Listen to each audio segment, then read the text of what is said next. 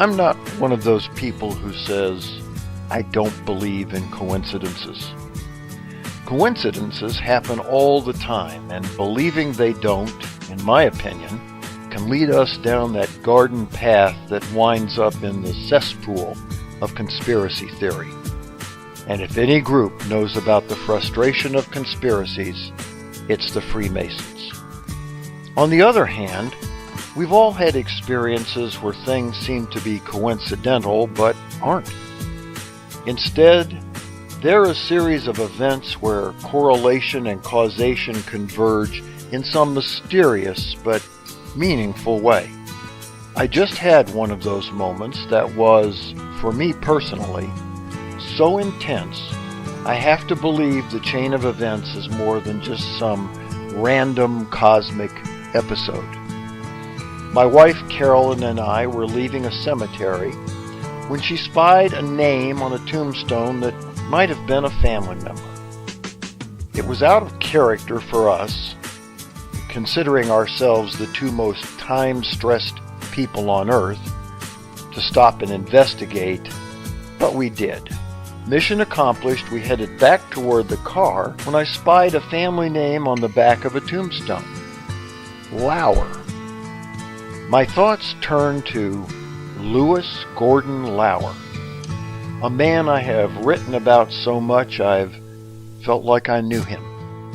In 1918, 16-year-old Lewis Lauer lost his father Elmer when he was killed in an accidental fall.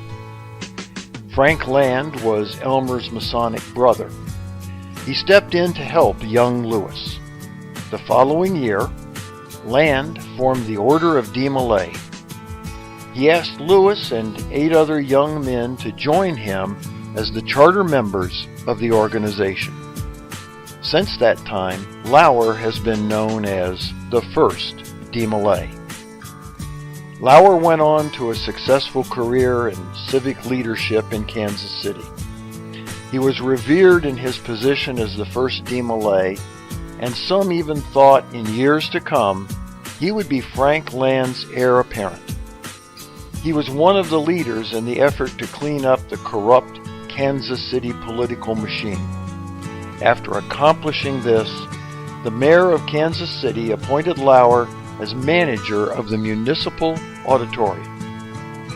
On his way home from a long day of work in the early morning hours of July 18, 1943, a drunken security guard attempting to direct traffic confronted Lauer for driving in the area.